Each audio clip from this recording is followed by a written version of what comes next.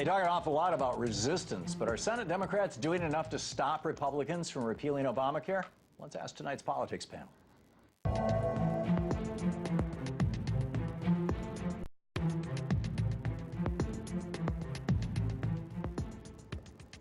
With me for tonight's politics panel are Jeff Stier, Senior Fellow and Head of the Risk and Analysis Division of the National Center for Public Policy Research, and Kimon Freeman, Program Director and host of We Act Radio and activist with Black Lives Matter DC. Thank you both for being with us tonight.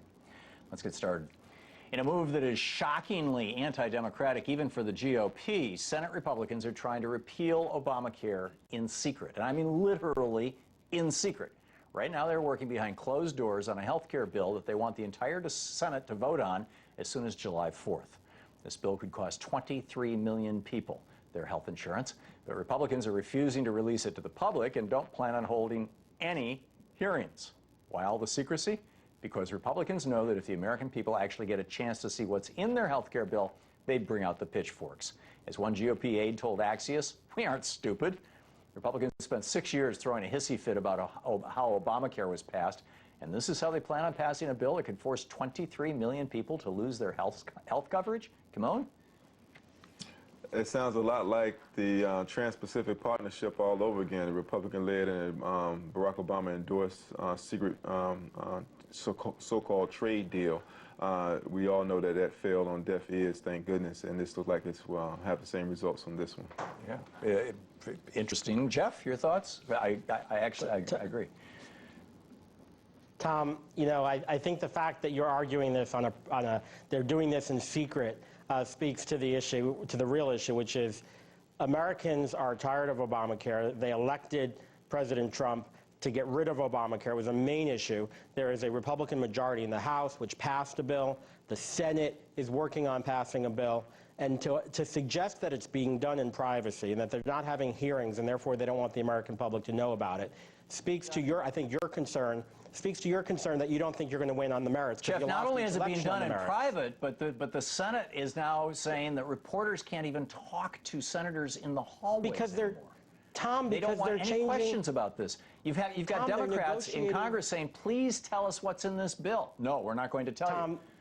Do you think they're going to convince any Democrats to go with this? This has become so partisan that they're keeping it close to the vest, working together within the party where the actual senators do know about it, as opposed to when Obamacare was passed, when they actually didn't know about it. Speaker Pelosi, I think, can attest to that. But here, Republicans are working to bring forward a bill where their membership agrees on it, and they can use the majority to take it forward. This is not being done in secrecy. They're actually working with the budget office to score it properly, and then it will come out. People will know what's in this bill. The bottom line is it will, to some degree, repeal Obamacare, which is what the American people voted for. I know you don't like that, but that's what this election was about. The majority of Americans they were elected to do. Did not vote for Donald Trump, first of all. Anyhow, Kimon, going to back Jeff's to that point, where the hell are the Democrats? I mean, just one Senate Democrat, Senator Jeff Merkley of Oregon, has said that he's on board with withholding consent, a process that would slow this down by at least a week or two and allow the Democrats to get the message out to the public. I mean, the Republicans are going to pull this thing out of once it's scored by the CBO, bang, they're going to drop it right on the floor of the Senate and have a vote, and nobody's even going to know it happened, basically. The Democrats could slow it down. Why are they not? This is the same playbook again. We saw the TPP in terms of the blue book that they follow. It was unsuccessful then. It will be unsuccessful now. The notion that the American people voted to repeal Obamacare is ludicrous because, as you pointed out, most of the people in America did not vote for Trump to become president. Half the country didn't vote, and less than half voted for him. He didn't win. You guys can contest this election all you want. Excuse me, I didn't interrupt you, but I'd like to ask you, sir, what is in your wallet? Who's paying you to say that deny the truth that's been reported? The reports are that this has not been fully disclosed and it will be sneaked in, an attempt to do so. This is not full disclosure, there's no transparency, and it's another attempt to fool the American people. You're using dog whistle tactics of the Republican Party, of the black candidate, to espouse the great white hope of the Trump administration. Yeah. I don't want to personalize. I'm going to let those comments stand. I'm going to let those comments stand on their own. But let me break some news for you, since you're so hungry for news about what this bill will do. It will change Obamacare. And you could argue about the election all you want. I don't think we're going to make progress in this country arguing that the election wasn't for real or that you No, didn't win it it'll because there destroy wasn't a majority. Obamacare. The facts matter here. Yeah, it's going to be a giant tax cut, a $600 billion tax cut for the top 1/100th of 1%.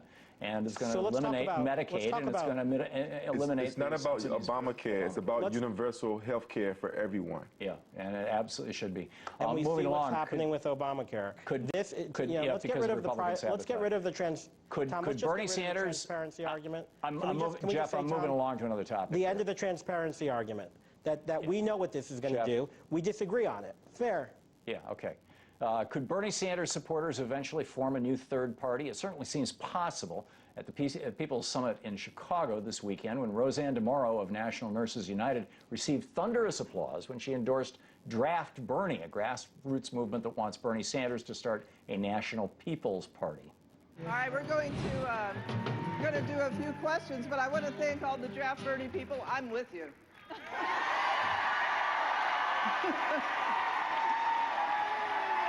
Are you? You're here. I'm here. Thank you. Nurses, are we with them? Are you all with us? Just saying. So I don't agree with this idea. I think you can change the Democratic Party within, just as Jeremy Corbyn has transformed the UK Labour Party from within. But what happens to the Democratic Party going forward? The battle lines that we saw drawn in 2016 between Clinton Dems and Bernie supporters aren't going away anytime soon, no matter how much the base hates Trump. Kimon, your thoughts? Well, my favorite part of the entire convention was former state senator Nina Turner, when she said that the Democratic Party has to be drugged to the left or be left behind. So in the words of Beyonce, to the left, and if not, then you will get left. Yeah, okay. Jeff, your thoughts on this? Well, I can understand why you're upset about the infighting in the party. I think your real anger ought to be focused on the party, not the voters. Right? Look what the party did to Bernie Sanders. Look what the Democratic Party did to Bernie Sanders. We know those emails. We know what's in them. We know that the party tried to rig the election against Bernie Sanders. So I can understand why you're upset going back about the election, because the Democratic Party rigged the election. I get that. If you guys want to have it out now, I think that's smart. But I think the party needs to get its own act straightened out, and you can decide whether you want another Bernie Sanders or not. Certainly the Hillary Clinton approach isn't working for the party or the American people, or we're going to keep having elections that brought us results like this, which I think, to concede a point to you, there are a lot of people that are unhappy about it. Yeah, well, and thank you for conceding that the Hillary Clinton not being elected didn't work out for the American people. Thank you for conceding that she wasn't elected. Yeah, okay. It's gone almost completely unreported in the mainstream corporate media, but over the past few months, death threats have forced at least 2 Democratic candidates to drop their challenges to sitting Republicans. As Newsweek reports, Democrat Michael Trayman was running to unseat the conservative mayor of Binghamton, New York, but dropped out a week after announcing his candidacy in the face of mounting death threats against himself and his family. He's since sold his house and left town entirely. Meanwhile, out in Iowa, Democrat Kim Weaver ended her campaign to unseat Congressman Steve King last week after her personal safety increasingly became a concern, her words. If this happened to 2 Republicans, Fox would be all over it and we'd never hear the end of it. But so far, corporate media has been pretty mum. Doesn't this just show how ultimately beholden they are to Republicans? Jeff? Tom, if you have any reason to believe that Republican candidates haven't gotten death threats over the years, haven't been harassed over the years, then I don't know what you're watching. There's no room for it. There's no room for it in politics. But I would imagine that those Democrats... Your candidate was telling people that he would pay their legal fees if they beat people up. Well, first of all, he wasn't my candidate. Second of all, there is unacceptable threats of violence on both sides. I just wish, Tom, that we could discuss the merits rather than bogus arguments that the Senate's trying to pass a bill in secret, rather than accusing Republicans of using death threats to win elections. We should get back and debate some of the issues, and maybe then we can make some progress in this country. Right now, you're just adding to the political heat and there is no room for any threats of violence, but it happens on both sides. We should say it's unacceptable, not talk about it, and discuss some issues. Kimon, your sense did he see the Trump campaign conventions? Did he see the rallies? Did he see the recent torches being carried, the guns being showed up at voting booths, the voter suppression?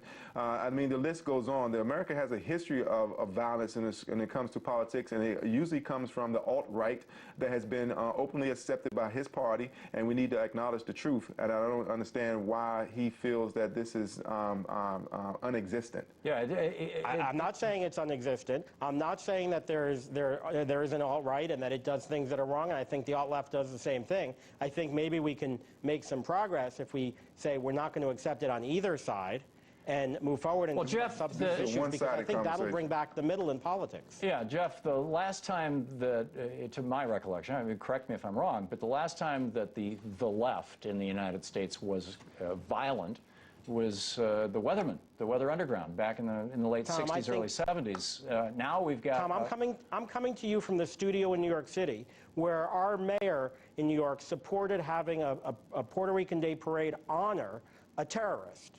Okay, so there is a lot of violence on the left. There still is today. I'm not going to defend the violence on the right. I hope Democrats and far leftists like Mayor de Blasio will stop defending terrorists and violence on the left. This has nothing to do with even just this last week with de Blasio or Puerto Rico.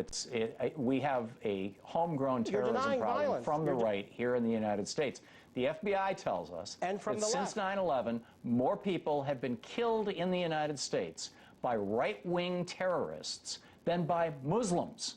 Right? Everybody's hysterical about Muslim terrorists. More people in the United States have been killed by white right-wing men as acts of terror, as explicit acts of terror. I don't know of anybody who's been killed by a left-winger in the United States. Jeff, what's going on in your party?